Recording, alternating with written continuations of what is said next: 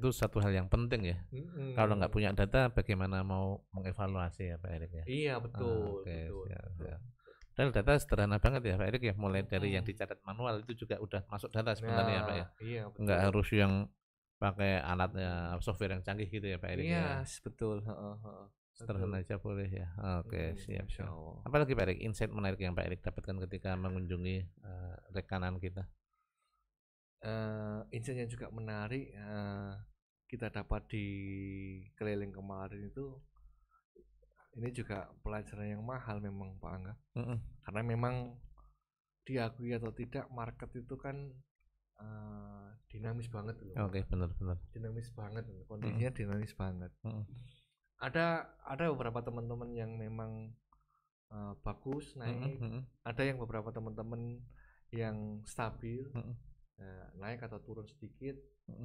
Ada yang kemudian teman-teman yang qadarullah masya Allah turunnya nemen Pak, menukik tajam. Iya. Oke. Terjun bebas Pak Erik. Nah itu, dan ketika kemudian keliling kemarin kita tanya, masya Allah memang lagi-lagi kalau bahasa agamanya itu memang luar biasa. Seseorang tidak akan sebuah kaum tidak akan dirubah kecuali kaum sendiri dia sendiri merubahnya gitu. Betul. Nah, di evaluasi akhir tahun kemarin kan namanya evaluasi kan hal-hal yang tidak bagus dan tidak enak ya Pak, yang kita bahas itu. Harapannya kan terjadi perbaikan. Nah, beberapa yang bagus dan baik di pertengahan tahun itu karena mereka melakukan sesuatu something gitu kan. Sehingga mereka beradaptasi Pak, beradaptasi dan melakukan sesuatu yang baru yang dulu nggak mereka lakuin. Nah, qadarullah Prof. Syafa yang teman-teman turun dan lumayan jomplang ini, ketika saya tanya, masya Allah pasif gitu loh.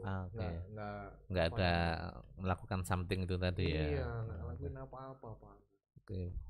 Nah, bahasa saya nunggu bola. Iya, nggak jemput bola ya Pak ya. Iya, nggak gerak dia. Oke. Akhirnya ya qadarullah sama beberapa contoh kasus yang turun itu pelanggan-pelanggannya itu sebagian itu sudah nggak belanja, sebagian lagi belanjanya turun. Akhirnya otomatis omsetnya juga turun. Dalam kondisi seperti itu nggak ada aktivitas ikhtiar yang lain dalam artian mendapatkan pelanggan-pelanggan baru. Akhirnya tadi makanya kalau di Zoom kita sering kita sampaikan ya Pak Angga ya, tahu itu bab tersendiri, terus ngelakuin apa setelah tahu itu juga bab tersendiri gitu loh. Berapa banyak kemudian kita sudah tahu nggak action ya, tapi nggak ada perbuatan, meskipun seremeh dan sesederhana aktivitasnya itu, tapi kalau nggak dilakukan ya nggak ada dampak apa-apa Pak. Pentingnya eksekusi ya, nggak ada hasil. Nah itu horor saya kira. Tapi yang bagus-bagus yang tadi saya sebutkan, yang kemudian take action dan melakukan adaptasi, kalau bahasa saya adaptasi, melakukan sesuatu yang dulu nggak dilakukan sekarang dilakukan, itu masya Allah mereka mendapatkan omset Pak Angga, omset di luar pelanggan-pelanggan yang sudah eksis, mendapatkan omset dari pelanggan-pelanggan baru, new marketnya. Dan itu dalam artian itu bukan sekedar teori gitu loh, praktek ya, udah dilakuin, benar-benar dapat omset baru gitu nah Bang, dari new market tadi loh. Masya Allah gitu loh Bang. Menarik. Masya Allah. Keren banget nih. Mungkin itu aja ya kesimpulannya ya Pak Erik ya. Kalau mau dibahas mah bisa sampai berhari-hari. Pak Erik aja kunjungannya bisa 1 pekan. Masa kita cerita cuma 10 menit kan nggak cukup. Tapi karena ini penting ini materi ini, mungkin Pak Erik langsung ke materi aja mungkin Pak Erik. Iya, boleh dibuka Mas slide-nya Mas. Jadi memang untuk Zoom kali ini saya mau angkat kalau biasanya kan kita bahas tentang tataran konsep ya Pak Angga ya, ide gagasan besarnya, customer journey itu konsepnya, kemudian funneling itu konsep, kemudian banyak hal lah, Ansoff Metric itu konsep, Terus, nah ini saya pada Zoom kali ini saya mau bahas tentang tataran taktisnya Pak Angga. Keren ini. Biar lebih tergambar. Ternyata salah satu insight yang kemarin keliling itu beberapa teman-teman tuh yang menurut kita itu sesuatu yang simpel, sederhana, taktis lah. Kalau bahasa di posok ini aja kayak iso kan. Tapi ternyata juga nggak kepikir Pak Angga. Saya juga baru tahu gitu. Nggak kepikir. Nah, hal yang saya kira umum kita kira umum, tetapi ternyata mungkin karena alam ya, banyak faktor mungkin itu nggak kepikiran itu loh, menjadi hal baru buat mereka gitu. Benar. Seperti itu. Nah ini di Zoom kali ini kita bahas tentang taktisnya Pak Angga. Taktis, bagaimana bisa survive, sustain dan grow di pertengahan tahun 2024 sampai nanti akhir tahun. Siap. Coba dibuka Mas slide-nya Mas. Kita tunggu. Nah ini ada isu atau fakta di pertengahan tahun 2024. Karena memang coba teman-teman jawab nih Pak, teman-teman yang ikut Zoom. Coba ini isu atau fakta di pertengahan tahun 2024. Dunia perherbalan sedang tidak baik-baik saja.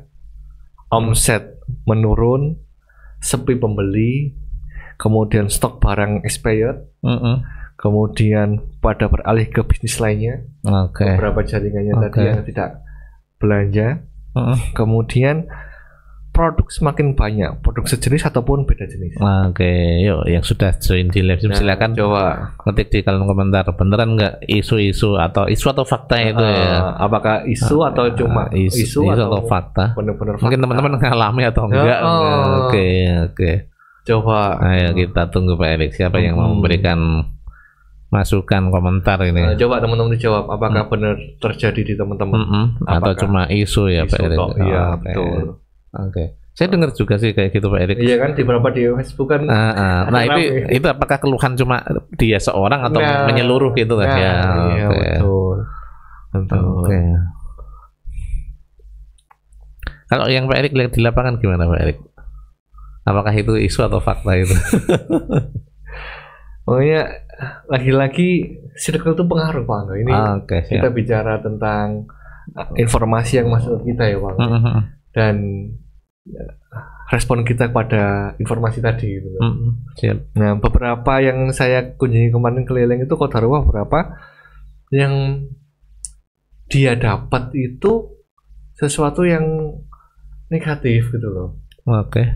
Gimana bro jualannya? Waduh, sepi gitu kan. Banyak yang expired. Banding-bandingkan harga. Yang bilang gitu nggak 1-2 orang loh Pak Eri gitu loh. Dia sedang melemparkan isu ya. Maksudnya benar isu atau kejadian kan kita belum tahu ya. Tapi kan dia menyebarkan informasi seperti itu ya. Dan itu terjadi pada saya kan gitu. Soalnya ketika banyak yang berbicara seperti itu seolah-olah membenarkan legitimasi informasi yang didapat Pak. Itu kembali ke circle itu tadi ya Pak Erik ya. Isu atau fakta. Tapi di satu sisi yang di tempat lain Pak Angga itu beda vibesnya gitu. Apakah ini hanya menimpa sebagian atau mungkin menimpa sebagian besar? Mungkin teman-teman bisa jawab ya. Belum ada yang mau jawab ini Pak Erik. Masih malu-malu ini. Jangan-jangan saya jawab ternyata yang lain nggak sama. Oke, bisa dilanjutkan siapa? Lanjut. Pindah saja Mas. Next.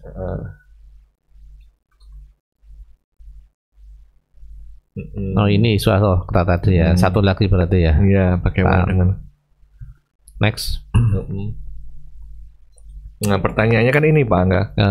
Bagaimana dengan bisnis herbal kita di pertengahan tahun 2024 ini? Sebagaimana tadi tema besar kita. Gimana resolusimu kan? Nah, gimana nih bisnis kita di tahun 2024 ini, di pertengahan tahun ini, di Juni-Juli ini? Apakah baik-baik saja? Atau grow, bertumbuh semakin bagus, sedang tidak baik-baik saja, omset turun, pelanggan semakin sedikit, toko sepi pembeli, atau kemudian sedang kondisinya besar pasak daripada tiang, besar besar pengeluaran daripada pemasukan, atau kemudian karyawan berkurang, jaringan melemah. Waduh, ngeri semua itu pertanyaannya. Gimana kondisi bisnis herbal kita pada pertengahan tahun ini? Coba teman-teman, ada yang berani komen nggak nih? Ini nggak ada salah bener loh. Iya, ini sesuai kondisinya masing-masing. Iya, nggak apa-apa. Oke. Kan penting mengetahui kondisi kita, Pak. Kalau strategi apa Sun Tzu? Oke, saatnya bangun. Nah, ini saatnya bangun kesadaran, lakukan perubahan. Nah, kadang orang itu berubah karena sadar, Pak. Oke. Iya kan? Kalau bahasa di agama kan orang-orang hijrah ini kan mereka hijrah karena sadar. Oh, aku udah ini salah gitu loh. Saya salah. Yang horor kan ketika kemudian dia nggak sadar. Taunya merasa benar berarti. Merasa di jalan yang benar. Belum sadar berarti. Apalagi ketika tatarannya di pimpinan bisnis, Pak, nggak owner. Seolah-olah saya sudah bisnis lama kok gitu loh, dan saya sudah masukkan ke tim, dan semua insya Allah akan baik-baik saja. Mantap. Nggak pernah dilihat bisnisnya. Kalau bahasa motivatornya kan bisnis jalan, owner jalan-jalan. Ternyata nggak sadar itu loh. Merasa tadi akhirnya mana? Ini besar pasar daripada tiang. Tiba-tiba loh, kok untuk bayar operasional saya nggak ada duit. Sadarnya terlambat berarti, Pak. Ada uang gitu loh, ada uang gitu loh. Karena karyawan harus digaji, listrik harus digaji, supplier harus dibayar tagihannya. Loh, kok nggak ada uangku kan? Nah, ternyata ketika dicek, loh, omsetnya memang nggak ada, Pak. Pemasukannya nggak ada, sedangkan cost-nya, bebannya tetap jalan terus, cost itu tetap cost fix tetap ya, Pak. Nah, akhirnya Masya Allah nggak ada kesadaran, akhirnya ya gimana mau perubahan. Beberapa teman-teman kasus itu di titik itu baru sadar, Pak, bahwa teman-teman tuh, wih, Masya Allah, itu berarti nggak baik-baik saja ini. Nah, masih bagus kemudian sadar, kemudian melakukan perubahan ini, Pak Angga. Sadar kemudian perubahan, melakukan evaluasi dan melakukan tindakan. Yang horor ini sudah nggak sadar gitu loh.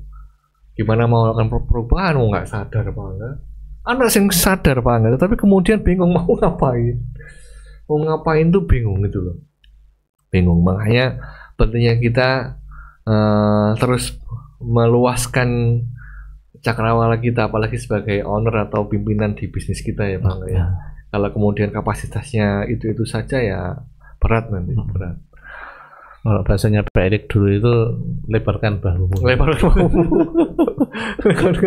Lebarkan bahumu gitu loh. Masya Allah gitu loh. Alhamdulillah. Masya Allah, di Herbal Utama sendiri kan kultur budaya yang ada kan positif banget, Bang ya. Bagaimana kemudian kita terus punya kesadaran untuk terus meningkatkan kapasitas kita secara personal ataupun secara organisasi. Secara personal ataupun sebagai organisasi. Lanjut, Mas. Nah, ini lakukan evaluasi. Ini penting, Pak Angga, yang tadi Pak Angga sampaikan. Ketika kemudian sudah muncul kesadaran, tahu kemudian perubahan. Nah, perubahan ini kan dimulai dari apa? Ya lakukan evaluasi. Makanya tools yang tadi Pak Angga sebutkan ini, watch ini kan muter terus, Pak Angga. Muter terus. Evaluasi ini bisa di tahapan yang paling awal. Ketika evaluasi kemudian apa? Membuat rencana, planning ke depan lagi. Kalau nggak ada evaluasi, kita nggak akan ngumpul data tuh. Kenapa kita turun? Kenapa kita sepi? Kenapa kemudian sebagian pelanggan kita itu sudah nggak order, sebagian lagi kok orderannya turun. Nah, itu perlu dievaluasi tuh. Perlu dievaluasi gitu loh. Kalau nggak melakukan evaluasi nggak tahu data, Pak. Nggak tahu data. Nah, ini untuk bahan rencana planning untuk 6 bulan ke depan, Pak. Lanjut, Mas. Nah, bikin strategi di semester kedua Pak Angga. Nah, dulu pernah kita bahas ya analisa SWOT ya Pak Angga ya. Analisa SWOT salah satu tools untuk bikin strategi ya Pak Angga ya. Nah, teman-teman ini tak sederhanakan lagi nih Pak Angga. Nggak perlu lihat kelemahan kita atau ancaman di luar. Sudah fokus saja apa yang kamu miliki, kekuatan, kelebihan yang kamu punya, dan peluang yang ada yang bisa kamu tangkap. Dari analisis SWOT itu ya Pak Erik ya? Iya. Makanya ancaman sama kelemahan coba disingkirkan dulu. Biar lebih cepat lagi, karena kan kadang teman-teman yang turun, kemudian sepi, dan nggak ada cash flow tadi Pak Angga, untuk bayar itu nggak ada. Fokus saja bagaimana mendapatkan cash, uang dulu, uang. Nah, makanya fokusnya ke kekuatan yang dipunya sama opportunity apa yang kemudian ada di hadapan kamu. Seperti itu Pak Angga. Coba ganti Mas, slide-nya Mas, pindah Mas.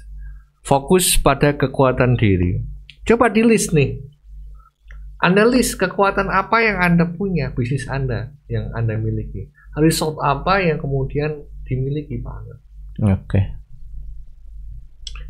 Yang kemudian bisa untuk gerak.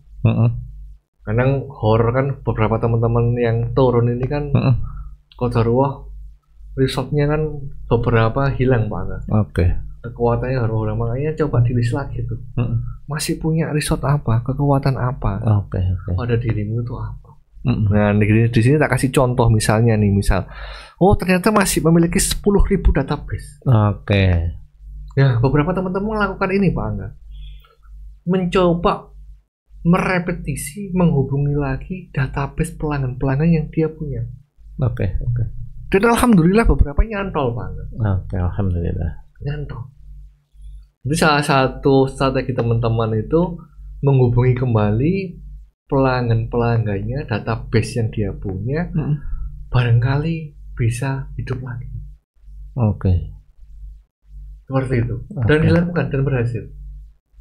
Seperti itu. Kemudian di sini saya sebutkan memiliki SDM yang loyal dan memiliki kemampuan belajar yang kuat. Nah, ini juga dia bisa, dan itu dengan masuk ke digital. Berarti SDM-nya itu mereka nggak punya pengalaman di digital, di online, hanya offline tok Pak Angga. Tapi namanya kondisi sekarang kan behavior market kan berubah. Nggak hanya di offline tok, ada online. Di Desember tahun lalu ketika evaluasi itu masih mengeluh ketika itu. Waduh, ini cobaan Pak Erik. Bagaimana kita bisa online gitu. Masih bingung, belum, masih belajar, masih nguklik-nguklik lah Pak Angga istilahnya. Dan kemarin ketika saya kunjungi lagi, beliau sudah cerita, online-nya sudah ngomset Pak Angga. 10-20 juta tiap bulan, tiap toko. Tokonya ada banyak gitu. Jadi di tiap tokonya itu dia buka juga toko online sekarang. Dan marketnya yang online ini berbeda dengan market yang di offline. Bukan geser yang offline geser ke online loh Pak. Kan ada beberapa nih, misalnya gini. Biar nggak ribet belanjanya di online kita gitu kan. Enggak, itu kan DM kan create market baru Pak. Create market baru, beda dengan market dia yang offline. Nah, ini ketika teman-teman punya SDM, makanya SDM itu kadang bukan, makanya mindsetnya bukan lagi beban Pak, tapi aset. Ketika memang SDM tadi memang SDM yang memang ini saya bilang di sini yang loyal dan memiliki kemampuan belajar yang kuat gitu. Siap. Nah, itu jadi aset gitu loh. Bisa dilatih, dididik, dan kemudian punya kompetensi, dia bisa adaptasi Pak Angga. Kemudian yang ketiga saya contohin di sini. Coba makanya teman-teman coba list lagi tuh di bisnisnya tuh apa kekuatan yang masih tersisa kan gitu, misal horornya kan gitu. Misalnya nih memiliki portofolio dan pengalaman bisnis herbal selama 15 tahun. Oke. Nah ini kan juga portofolio ya, bagus ya. Yang kemudian menjadi trust. Trust.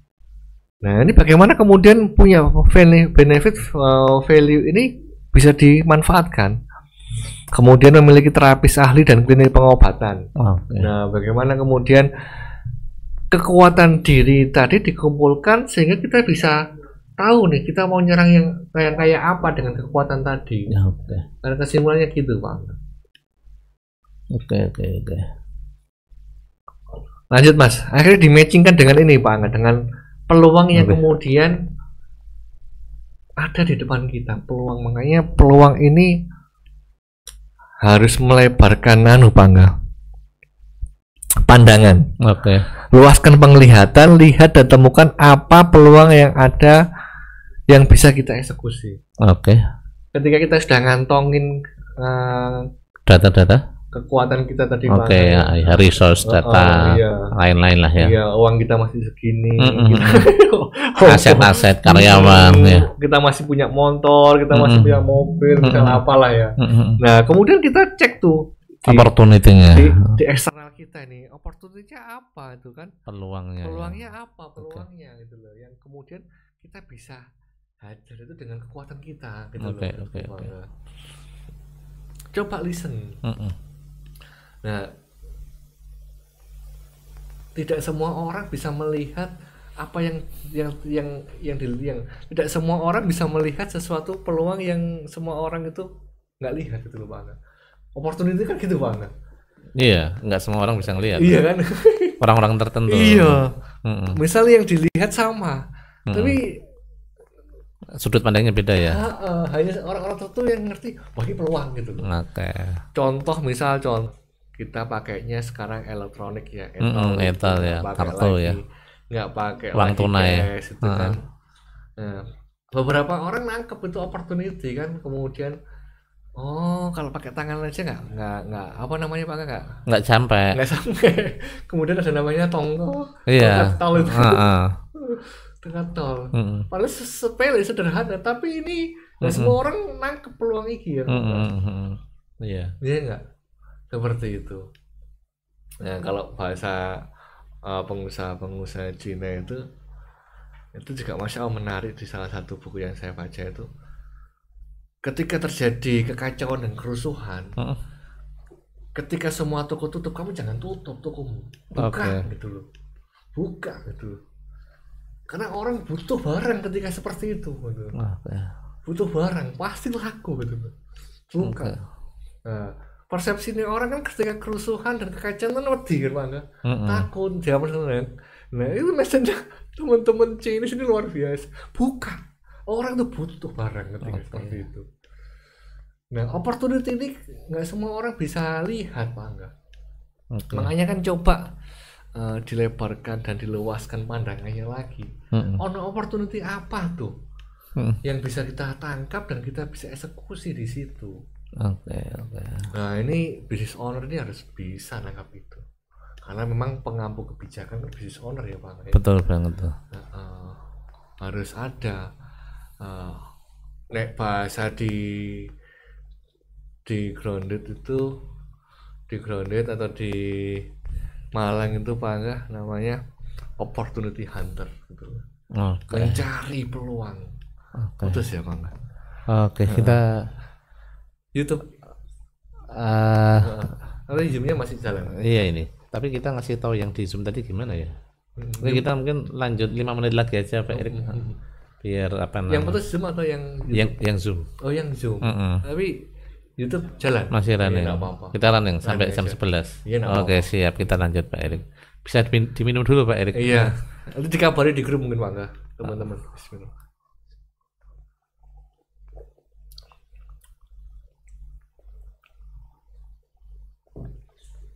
Oke, lanjut Pak Erik.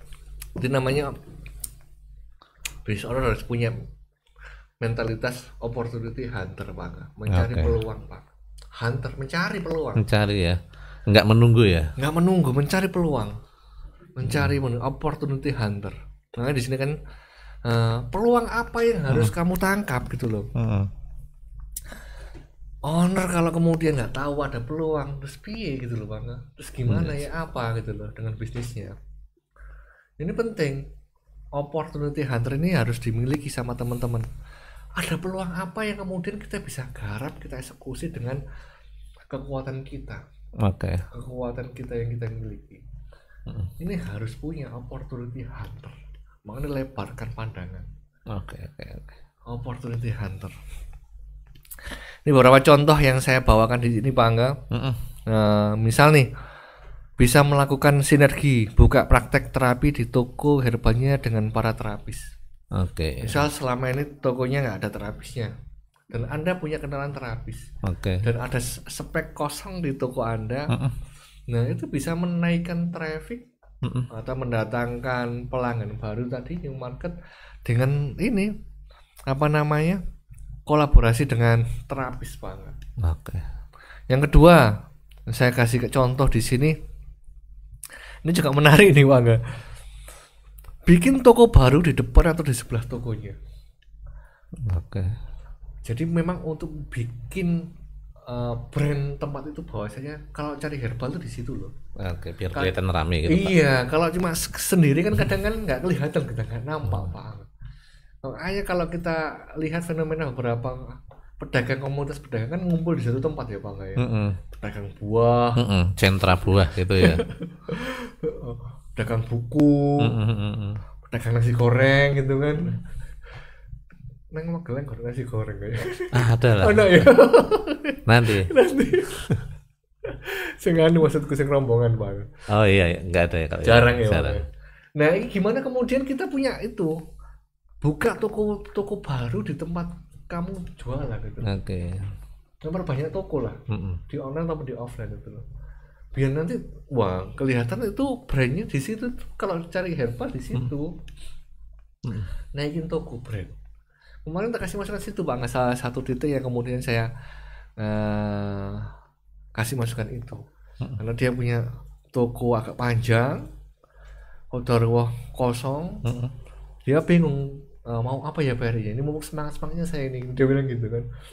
Nah salah satu tak suruh gitu banget, buka aja toko baru antum sekat-sekat gitu, tapi konsepnya beda, sama-sama toko herbal tapi konsepnya beda, biar nampak ini toko memang beda, padahal kamu sendiri juga yang punya toko. Sehingga kemudian ketika orang datang ke sini ataupun ke sini itu ya ke kamu uangnya gitu loh, tapi psikologisnya orang itu beda ini gitu. Seperti itu. Nah, ini opportunity harus ditangkap Pak Angga. Kemudian yang ketiga, ini membuka peluang dropshipper, reseller tanpa modal.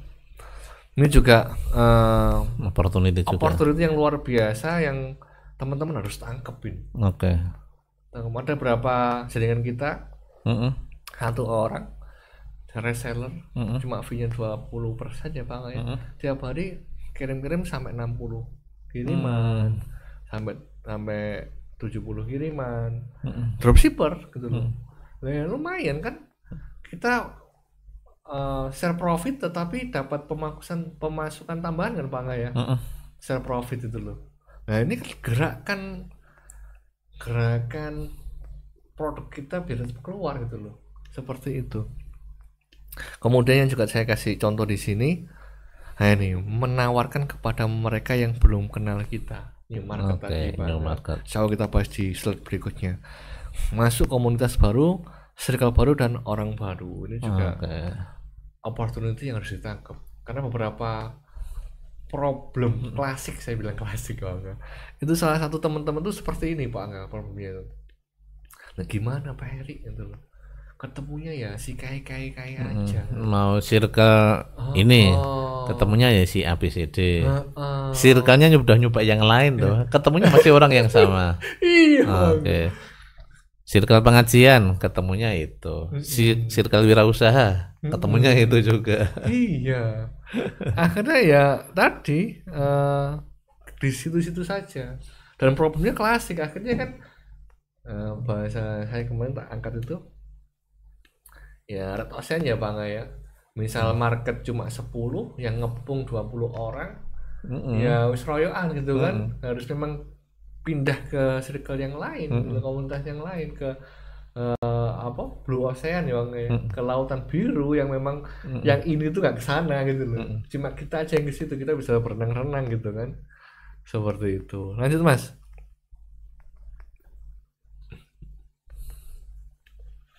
Nah ini ada dua hal Pak Angga, saya mau angkat juga ke teman-teman biar nanti teman-teman bisa gerak. Bagaimana kemudian memperbanyak penjualan Pak.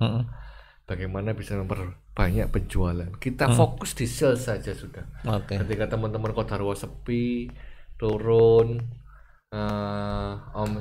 omsetnya turun, bisa fokus di sales, di penjualan. Perbanyak penjualan ya. Ada dua sumber penjualan yang kita bisa ikhtiarkan, penjualan di pelanggan eksis kita dan penjualan di pelanggan baru kita. Lanjut mas. Nah ini yang kemarin saya sampaikan ke teman-teman ketika keliling juga Pak, dan tadi juga tak sampaikan bagaimana kemudian kita mendapatkan penjualan di pelanggan eksis kita. Pelanggan-pelanggan yang sudah berbelanja di kita, yang sudah transaksi dengan kita. Ini memang harus dibuat promo atau program yang merangsang penjualan Pak.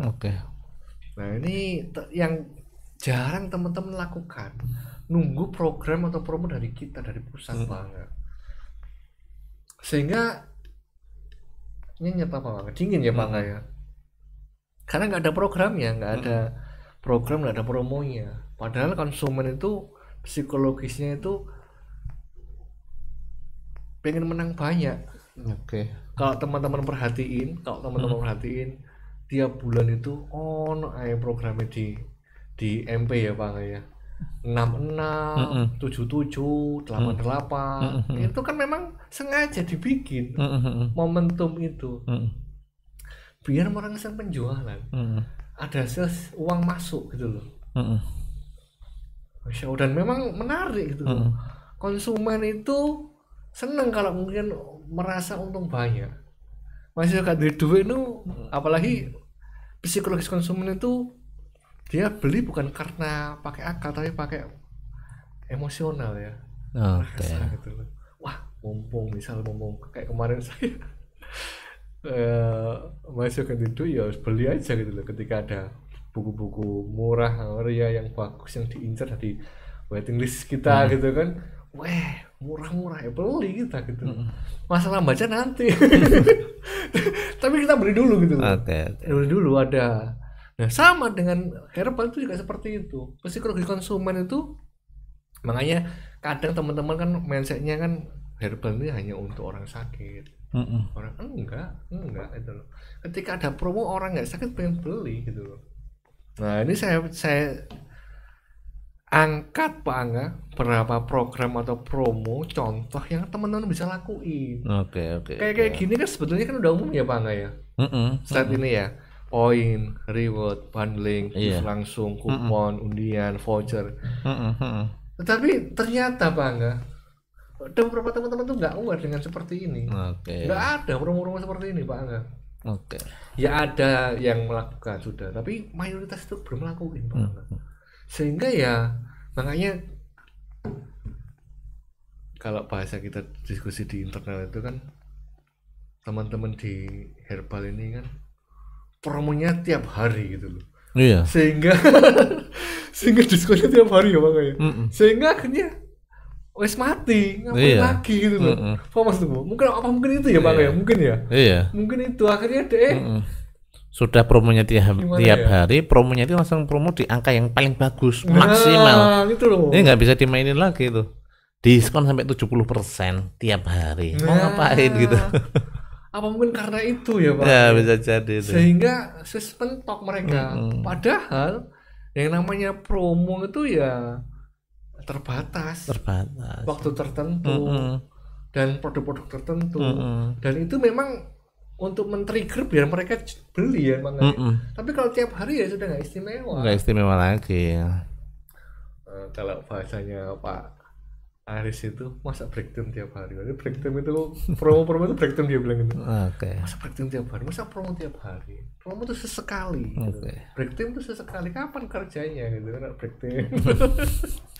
Promo juga seperti itu. Nanti pendekatannya dengan breakthrough itu Pak Aris itu menarik Pak Angga.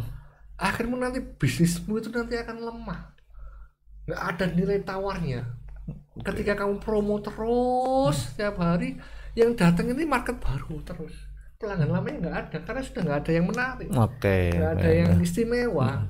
Tiap hari Pak Angga, tiap hari yang datang ikut promo ini orang-orang baru terus. Nah, kalau kemudian di Herpanda Utama, alhamdulillah kan enggak ya Bang ya. Kita ada strategi harga, kita jaga itu. Makanya kalau ada promo itu menarik Mas ya. Ada promo neon box, ada promo jaket, ya. Ada apa di akhir tahun 2 tahun yang lalu ada kita punya apa namanya produk refresh. Itu kan beda-beda itu. Iya. Waktunya beda, konsepnya beda, besaran angkanya juga beda juga. Yes, nah itu akhirnya kan Masya Allah ya Bang. Ketika kita ada event-event di pameran kan juga ketika ngadakan promo kan antusias mereka ya Bang ya. Benar banget tuh. Antusias itu. Jadi tidak setiap hari itu ada promo. Benar. Makanya kita sendiri ketika bikin promo itu coba posisikan kita sebagai konsumen ya Bang ya. Sudut pandangnya. Kalau kemudian tiap hari promo ya gak menarik lagi di Herbal. Tapi kalau sebelumnya nggak ada promo, tiba-tiba ada promo, menarik. Iya. Makanya ini masih relevan banget. Nah, ini kemarin mau saya angkat apa enggak ini, angkat tapi diangkat aja gitu loh, praktis gitu loh. Karena tidak semua orang ternyata udah belum semuanya paham. Padahal ini kan umum ya Bang ya, umum banget loh ini ya, umum banget itu. Coba digeser Mas. Kita bedah yang pertama, contoh yang pertama tentang poin Mas. Oke. Kita tinggal 10 menit lagi nih Pak Erik. Nah, 10 menit lagi ya, poin. Ya kita bahas di poin ini aja. Poin. Ini menarik Pak Angga poin, mengumpulkan poin. Poin ini Masya Allah. Makanya ketika kita bikin program untuk eksternal, ada program internal dan eksternal, untuk market, untuk pelanggan kita, jadikan kamu memposisikan sudut pandangmu sebagai memang konsumen. Nah, ketika mau bikin program poin ini ya juga coba posisikan kamu sebagai konsumen, pelanggan. Poinnya ini mau seperti apa? Kalau secara umum kan poin kan seperti ini ya Bang ya. Belanja, misal nih contoh misal setiap kali belanja 200.000 dapat poin 1. Nanti belanja lagi 200.000 dapat poin lagi 1. Nah nanti ada pilihannya nih di sini nih. Nanti di ujung periode misal nih batas poinnya ini kita punya program poin ini dari Juli sampai Desember nih. Nah di Desember nanti dikumpulkan poin itu, misal yang 20 poin dapat Slika, 30 poin dapat kipas angin, yang 40 poin dapat kulkas misal ya Bang ya. Nah, ini kira-kira gimana, menarik nggak? Nah kalau kita Pak Angga sing Rijal ini orang laki-laki gak menarik Pak Angga. Tapi ternyata banyak market tuh mama, ibu-ibu Pak Angga. Makanya di yang syarat biru sama merah itu supermarket setiap jalan ada itu kan ada poin ya Pak Angga. Iya, itu hadiahnya panci. Panci. Iya. Itu ternyata Masya Allah. Padahal kalau beli aja nggak terlalu mahal ya. Iya. Budgeting untuk poin ini hadiah itu mungkin 100, 200, 300 saja Pak. Iya. Tapi di sisi mama itu ngejar banget. Ngejar. Aku mau beli di Mart yang itu gitu loh, biar dapat poin gitu kan. Aku udah dapat ini ya, nanti poin sekian nanti dapatnya ini ya. Nah, itu Pak Angga. Benar. Nah, terutama hadiahnya alat-alat rumah tangga ya, panci, setrika, kipas angin, AC. Wah, itu seru banget itu. Kulkas. Ini nggak dilakukan sama teman-teman. Makanya kemarin ketika saya sosialisasi program reward itu yang distributor itu, Ada yang tanya gini Pak Angga. Nah terus Pak Erik, kalau kemudian ada yang nggak dapat, ada yang nggak belanja sampai senilai itu, 60 juta kan kita program, dapat apa? Dapat apa? Ya saya bilang, yang nggak dapat apa-apa kecuali kamu punya program. Misal poin ini gitu loh. Dia punya program, kalau kamu punya program, setiap kali belanja misal 5 juta dapat poin ini ya nanti dapat itu. Tapi kalau kamu nggak punya program apa-apa ya nggak dapat apa-apa gitu. Nah, ada beberapa yang kemudian aware dengan program poin ini Pak Angga. Seperti itu. Nah ini bisa diaplikasikan Pak Angga. Saya yakin banyak yang belum melakukan ini. Punya program ini sebuah bab sendiri, menyampaikan atau mengkomunikasikan program poin ini juga komunikasi sendiri, bab tersendiri. Jangan sampai kemudian hanya ada program tok, tapi nggak ngeh, jangan banyak yang nggak ikut. Bagaimana kita punya program poin juga banyak yang ikut gitu loh. Nah coba sih teman-teman coba dijawab teman-teman. Ini sudah ya. Sambung lagi Zoom-nya. Nggak bisa komunikasi. Belum ya. Oh ini YouTube berarti Pak. Nah, satu arah ini sekarang. Nah itu pasti saya yakin belum banyak yang apa poin ini Pak, ngelakuin program remote poin ini Pak. Dan ini bisa dilakuin Pak. Sederhana, budgeting kita anggaran tadi yang Pak Angga bilang, berapa sih harga panci, apa namanya selika. Iya. Kalau bapak-bapak mungkin sukanya mentahannya Pak Erik. Tapi kalau mentahannya cuma beli panci kayaknya kurang menarik juga. Iya, insyaallah. Memang harus segmennya tepat ya Pak Erik ya. Oke, ini menarik sekali sebenarnya pembahasannya Pak Erik. Tapi karena katarulah ya sudah jam 11 kita mungkin cukupkan sampai di sini. Insya Allah kita sambung di pekan yang akan datang ya Pak Erik. Oke, mungkin Pak Erik ada closing statement Pak Erik untuk kita hari ini. Itu nggak bisa ya teman-teman ini ya. Oh iya. Simpan dulu untuk. Iya, mungkin nanti kalau sudah ada yang kontak ke Pak Arif ya kita kirimkan. Oh iya. Iya. Ya, terima kasih teman-teman sudah nyimak Zoom Herpan Utama. Mudah-mudahan bermanfaat. Mohon maaf kalau ada kata-kata kekurangan. Saya akhiri. Kemudian Pak Angga. Assalamualaikum warahmatullahi wabarakatuh. Assalamualaikum warahmatullahi wabarakatuh. Terima kasih Pak Erik, materinya menarik sekali. Insya Allah kita sambung lagi. Terima kasih teman-teman semua yang sudah menyimak live Zoom kita dan live YouTube dari awal sampai akhir. Mohon maaf apabila ada sedikit gangguan teknis. Mohon maaf juga apabila ada salah-salah kata dan ucapan. Terima kasih atas partisipasinya.